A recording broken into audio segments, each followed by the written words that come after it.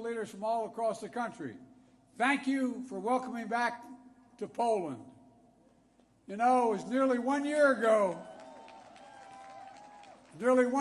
I spoke at the Royal Castle here in Warsaw, just weeks after Vladimir Putin had unleashed his murderous assault on Ukraine, the largest land war in Europe since World War II had begun.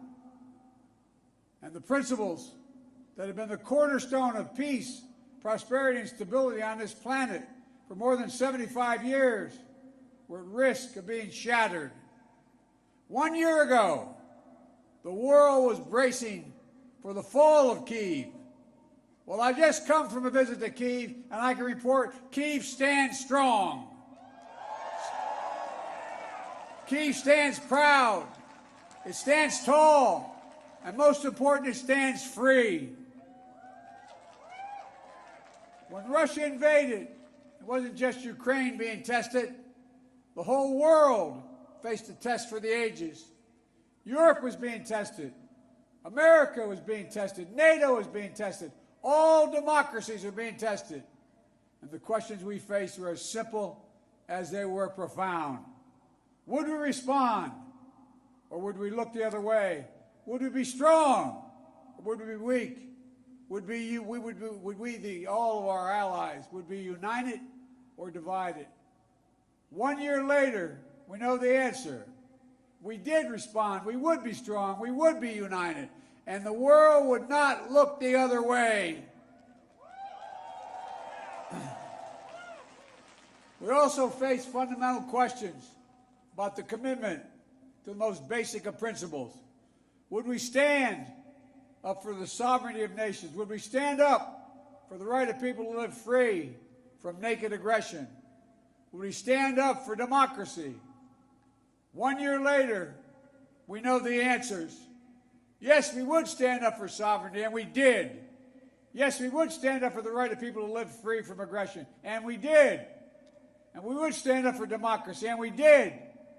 And yesterday, I had the honor to stand with President Zelensky in Kyiv to declare that we will keep standing up for these same things, no matter what.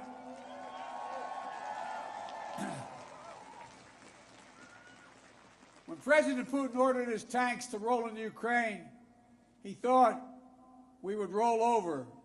He was wrong. The Ukrainian people are too brave. America, Europe, a coalition of nations from the Atlantic to the Pacific, we were too unified. Democracy was too strong. Instead of an easy victory he perceived and predicted, Putin left with burnt-out tanks and Russia's forces in disarray. He thought he'd get the Finlandization of NATO. Instead, he got the NATOization of Finland and Sweden. He thought NATO would fracture and divide.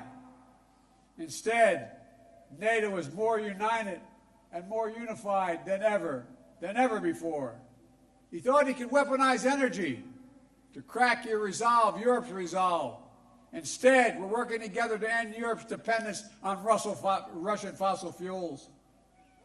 He thought autocrats like himself were tough and leaders of democracy were soft. And then he met the iron will of America and the nations everywhere that refused to accept the world governed by fear and force. He found himself at war with a nation led by a man whose courage would be forged in fire and steel, President Zelensky. President Putin is confronted with something today that he didn't think was possible a year ago. The democracies of the world have grown stronger, not weaker. But the autocrats of the world have grown weaker, not stronger. Because in the moments of great upheaval and uncertainty, that knowing what you stand for is most important. And knowing who stands with you makes all the difference. The people of Poland know that. You know that. In fact, you know it better than anyone here in Poland. Because that's what solidarity means. Through partition and oppression, when the beautiful city was destroyed after the Warsaw Uprising, during decades under the iron fist of communist rule, Poland endured because you stood together. That's how brave leaders of the opposition and the people of Belarus continue to fight for their democracy. That's how the resolve of Moldovan people, the resolve of the people of Moldova to live in freedom, gained them independence and put them on the path to EU membership. President Sandu is here today. I'm not sure who she is, but I'm proud to stand with you and the freedom-loving people of Moldova. Give her a round of applause. 1 year into this war, Putin no longer doubts the strength of our coalition, but he still doubts our conviction. He doubts our staying power.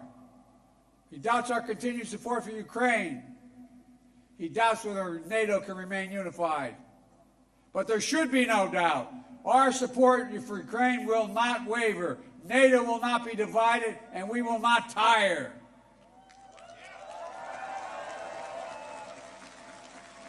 President Putin's craven lust for land and power will fail, and the Ukrainian people's love for their country will prevail. Democracies of the world will stand guard over freedom today, tomorrow, and forever.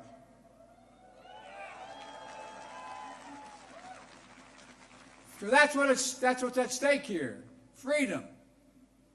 That's the message I carried to Kyiv yesterday, directly to the people of Ukraine. When President Zelensky said he came to the United States in December, quote, he said, this struggle will define the world and what our children and grandchildren, how they live, and then their children and grandchildren. He wasn't only speaking about the children and grandchildren of Ukraine. He was speaking about all of our children and grandchildren, yours and mine. We're seeing again today what the people of Poland and the people across Europe saw for decades. Appetites of the autocrat cannot be appeased. They must be opposed. Autocrats only understand one word: no, no, no. No, you will not take my country. No, you will not take my freedom. No, you will not take my future. And I'll repeat tonight what I said last year in the same place. A dictator bent on rebuilding an empire will never be able to ease the people's love of liberty. Brutality will never grind down the will of the free. And Ukraine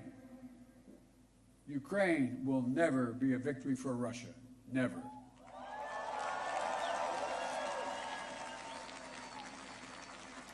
For free people refuse to live in a world of hopelessness and darkness. You know, this has been an extraordinary year in every sense. Extraordinary brutality from Russian forces and mercenaries. They've committed depravities, crimes against humanity, without shame or compunction. They've targeted civilians with death and destruction, used rape as a weapon of war, stolen Ukrainian children in an attempt to steal Ukraine's future, bombed train stations, maternity hospitals, schools, and orphanages. No one can turn away their eyes from the atrocities Russia is committing against the Ukrainian people. It's abhorrent. It's abhorrent. But extraordinarily, as well, has been the response of the Ukrainian people and the world. 1 year after the bombs began to fall, Russian tanks rolled into Ukraine. Ukraine is still independent and free.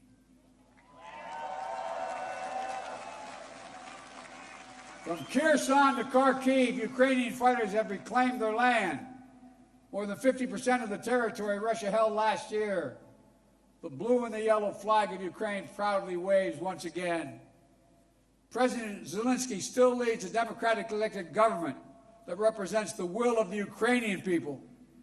And the world has already voted multiple times, including the United Nations General Assembly, to condemn Russia's aggression and support a just peace. Each time in the UN, that vote has been overwhelming.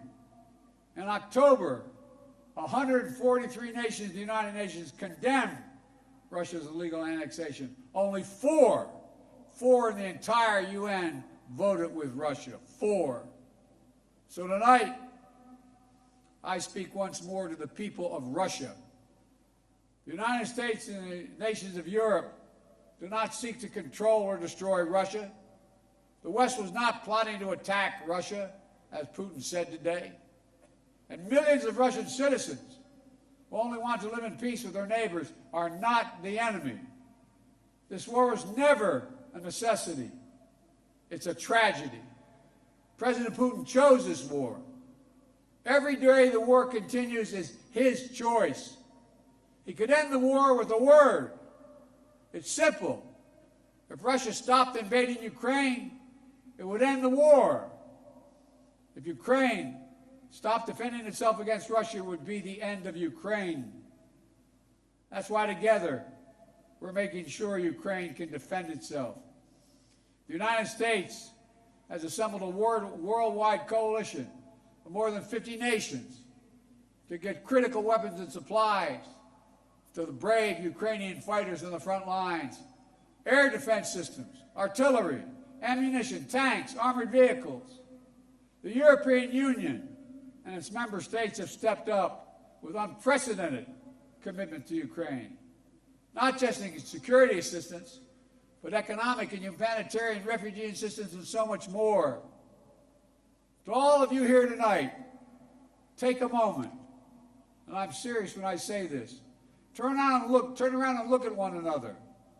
Look at what you've done so far. Poland is hosting more than 1.5 million refugees from this war. God bless you. Poland's generosity, your willingness to open your hearts and your homes is extraordinary. And the American people are united in our resolve as well. All across my country, in big cities and small towns, Ukrainian flags fly from American homes. Over the past year, Democrats and Republicans in our United States Congress have come together to stand for freedom. That's who Americans are, and that's what Americans do.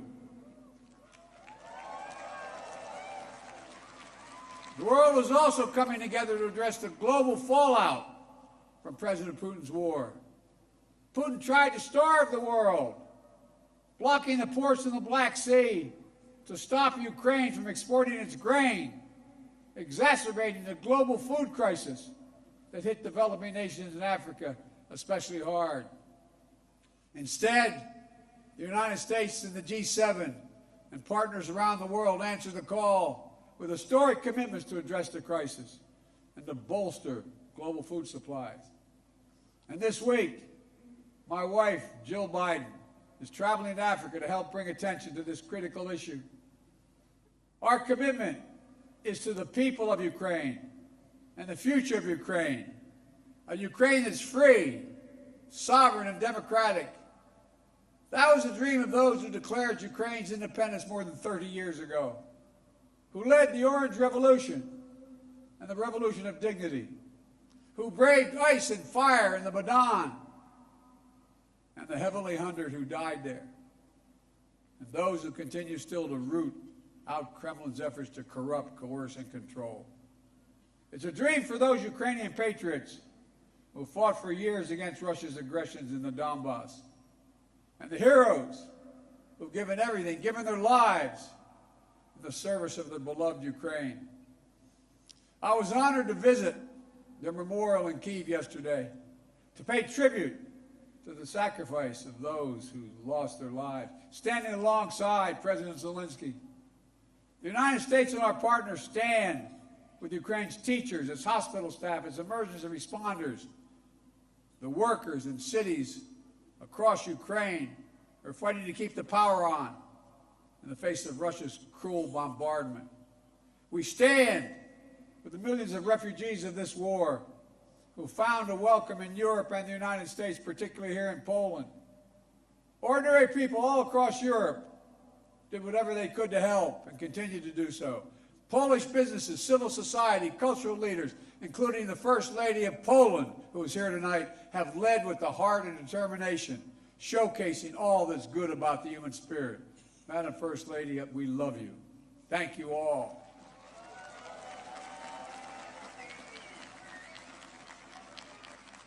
I'll never forget last year visiting with refugees from Ukraine who had just arrived in Warsaw, seeing their faces, exhausted and afraid, holding their children so close, worrying they might never see their fathers, their husbands, their brothers, their sisters again.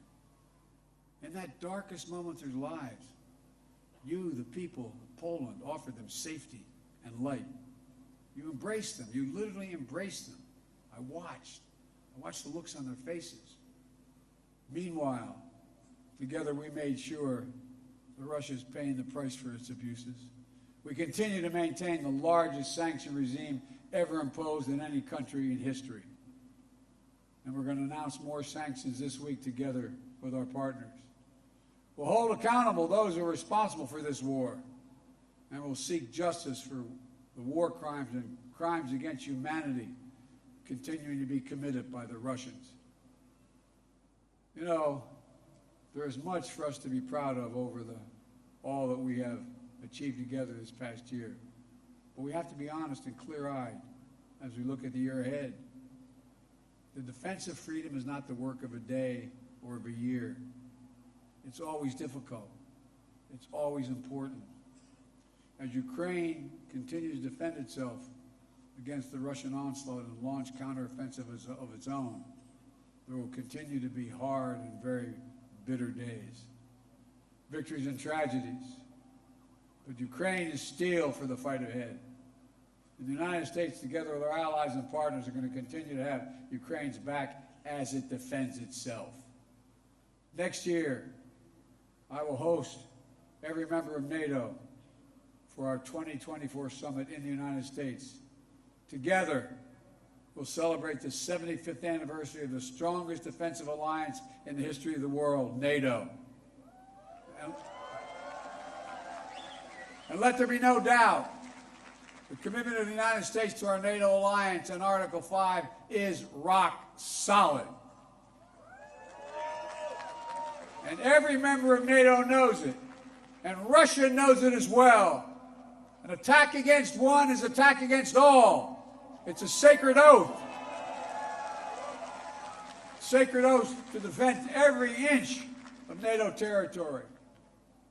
Over the past year, the United States has come together with our allies and partners in an extraordinary coalition to stand against Russian aggression.